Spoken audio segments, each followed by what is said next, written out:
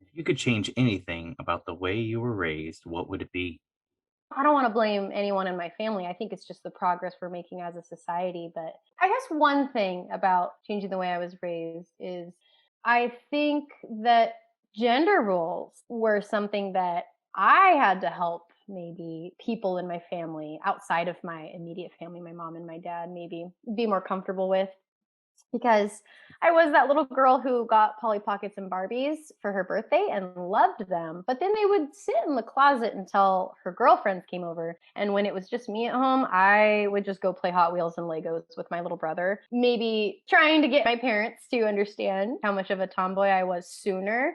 Right. And so instead of signing me up for gymnastics and ballet first, realizing that I just wanted to play hockey all along. And they did a great job supporting that. And they did a wonderful job allowing me to do the activities that I was interested in, even though maybe they weren't fit for a girl. If you want to say that, you shouldn't say that. No one should say that. But I think it just took a little bit. It took a couple years for them to realize, oh, I guess we don't want to dress her in tutus. Oh, okay. I guess we'll trade in this gymnastics costume for a hockey stick. And that might be it. I don't want to sound terrible. I love where I am. And I think that going back and changing the way I was raised could dramatically change where I am now. And I think what I went through and having to fight for what I want has made me a very independent woman who will speak her mind and tell you what she wants now. Yeah, I think that that's like a huge thing. And every family is different. I love them. We have this understanding, but I don't call and text them all the time, but I never feel like it's because anyone's ever mad or upset. We just like are doing our own things. I think that is wonderful that we can keep in touch when we want to, but then we also just let each other like live our own lives now because we are all adults now. So, yeah. And I mean, it wasn't perfect, right? There's things about how I was raised. If I really looked back, that I was like, oh wow. But I had my own room full of all my amazing stuffed animals and I had all these wonderful toys. It's just like, oh, I was just too spoiled, honestly. Maybe that would be something I would change. Not being quite as spoiled. But there's really no signs of entitlement in you. So it never seemed like Well, I'm due my root beer. I think you're right. I do keep myself in check. I don't really take anything for granted. I always counting my lucky stars for what I do have, and I'm always very thankful when people are giving and sharing of what they have. I guess I compare my childhood to how I see my students' lives now, and I understand there's huge disparities, and it does make me feel just a little bit guilty looking at one family's life to another family's life, and just knowing those toys in that one box that I only touched once a year, they probably could have gone to a different home and got more use and more love. And that's maybe what I'm getting at is I had a lot and it was wonderful having those options. And maybe that's why I'm so creative now and why I have all these problem solving skills and ideas. And, I was given a lot of tools, right? But I probably could have been given one or two less so that another kid had more than one. take 4 minutes and tell us your life story in as much detail as possible. You ready? I guess I am. Go. Hey, so was born in Southern California and raised in Southern California. As mentioned previously, don't know if it'll make it into the final cut. I lived in the Antelope Valley as a child, and it was fun. I learned to love the desert, and I met wonderful people while I was out there. I grew up playing hockey and going camping. My family loved to travel and take road trips. And we even went to like really obscure places, not just like the big things like Yellowstone. We would like go out to the little state park, and so I really learned to love nature as a kid and really loved to explore. And I was quite a tomboy. And I kind of carried that into middle school. And I a little bit more of a tomboy then, but started to find my femininity. And I kind of transitioned from, I was always the awkward kid and I had bangs forever. And so I felt like that was just like my awkward kid label. But I started to, just with my comfortableness in my own skin, I started to be more outgoing and I started to make more friends and I started to be um, very comfortable with where I was. And so I kind of, once I got to high school, I was like, all right, here we go. Let's do this. And I was like friends with everyone. I had a friend in each, group. I had friends in the jocks. I had friends in the theater kids. And I was that person who just was like, hi guys, hello, it's me. And but in high school, it was nice knowing that many people, because in high school, my parents actually did get a divorce, and it was a rough time. But they're both happier now, so there's no hard feelings there. But in that time, I had a couple of people reach out to me, and I ended up starting to go to church. I had never gone to church before, ever. And they just, casually invited me to the high school group. And they were such a loving group of people.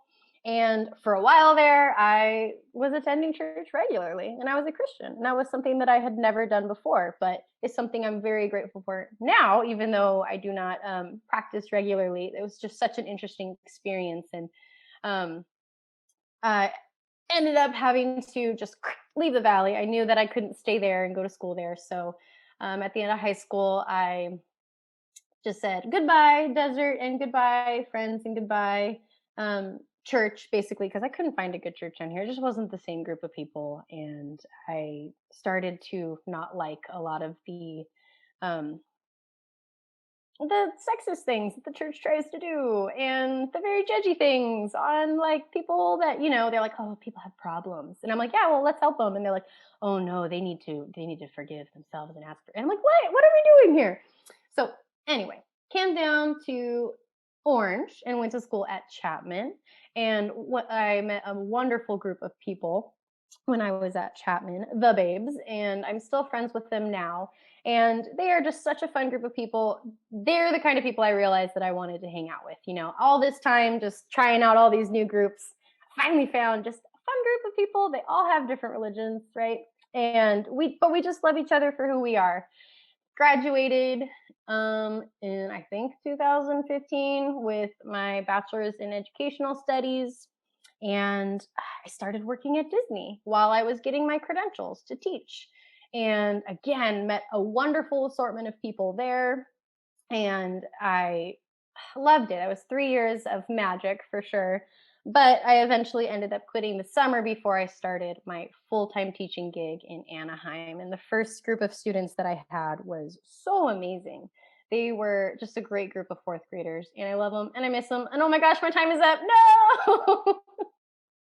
If you could wake up tomorrow having gained one quality or ability, what would it be?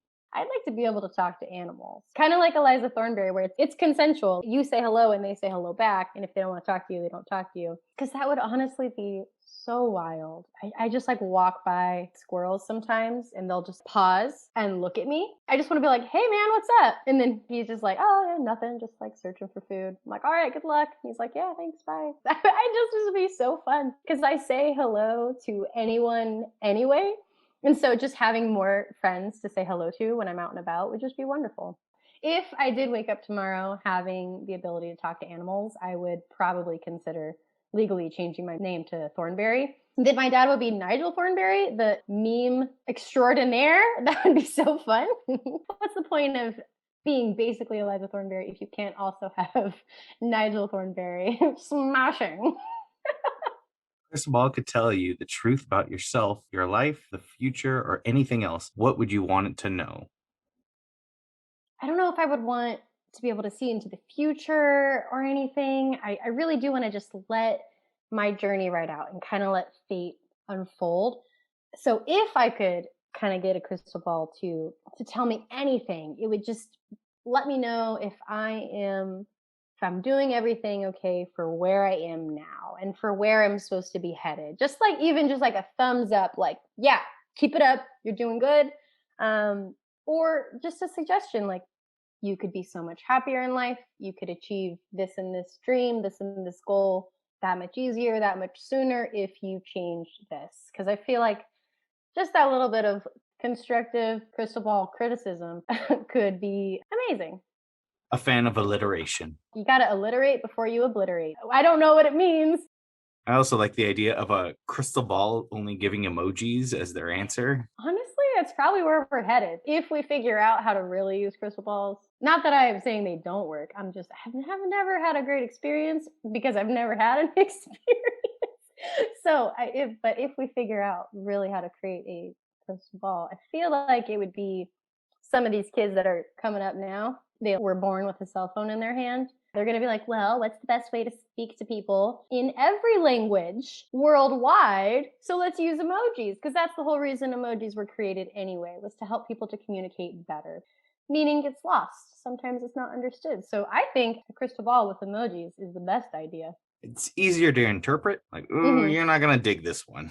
It's the poop emoji. Oh Oh, no. ooh. Is there something that you dreamed of doing for a long time? Why haven't you done it yet? Just traveling more, especially abroad. I've been so lucky to see quite a bit of America, not all of it. There's so much out there. But at first, it was just not having the funds, right? And, being a poor college student or just being dependent on my parents. But now that I am starting to become a financially independent adult with a real life savings account that I could use for traveling, I just can't because of the pandemic. So it's something that I will get to. There's a bunch of things on my list of what I'd like to go see. It's just a matter of making it happen. So hopefully within time and just being responsible and keep saving, I'll be able to fulfill my dreams of traveling the world in 80 days. I'll probably take more time to do it though. I always hear those motivational kind of mentality of, why haven't you done it? Just go. I'm going to take a month off and go travel the world. That's not an ability we have nowadays. The only thing I've ever paid for with credit was school and my first car that, I went in with my dad and we co-signed together and I've already paid it off. I like to think of myself as a very financially responsible person. I do not pay for anything with credit. I only buy things that I have money for now. But I do use my credit card to get the points and cash it in for more cash. So if you're not doing that, you guys should start doing that. But it's definitely an interesting thing. Like, yeah, just do it. Carpe diem, YOLO. It's like that's such a dangerous mentality. Going back to even what we were talking about, oh, just that like one flat tire, that one failed transmission, that one crashed car, that is what can set you back. So of course a vacation can do the same thing. It's not responsible just up and leaving. And I'm lucky because I'm a teacher. I have breaks. So finding the time is easy now, even though they're busier times when everyone else is traveling.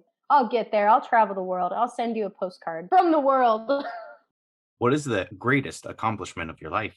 My education, not to sound so teachery. This is something I've always believed in, something I try to instill in my students is our knowledge that we gain and the understandings that we have. It's something that people can never take from us. They can develop and adapt and grow, but if you put an effort to learn something, it's not like a physical thing, like a home that you can get kicked out of. That's something that you're going to be able to keep with you forever. And I am really proud of the work I put in to get my education. And even just having that love for it has allowed me to continue to be a lifelong learner. And I love that I'm in a profession where there's always going to be new curriculum, always going to be a new program to use. And every year I get a new group of students that I need to learn about. And so just taking that love for education, that accomplishment, and making it ongoing accomplishment, I think, and continuing to learn is something that is so amazing. This is something that I've heard from a lot of very conservative people. If you go to college, then you just automatically become a Democrat. And that's great, actually. And I think why is because you finally get out of your friggin' bubble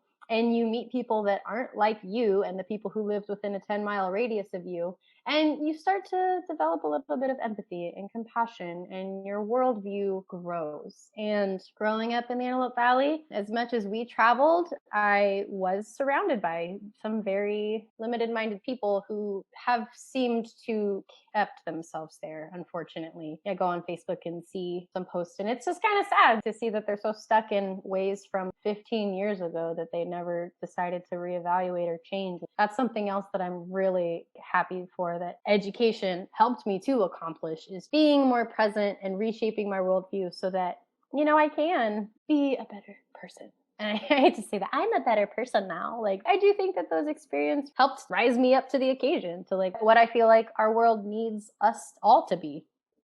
What do you value most in a friendship? The same sense of humor. Our friends really are for fun. They are our chosen family, right? So I want to be able to laugh with them. And I find that if you share a same sense of humor with someone, that creates a connection that can then be a gateway into those deeper conversations. So if you can learn how to laugh with someone and have fun with someone, then you're already on the first step to growing closer to that person. And so I feel really, if you're going to start off and if you like don't even understand that person's joke, like just give up. Just don't be friends with that person. You can be acquaintances that say like hi and bye in the break room.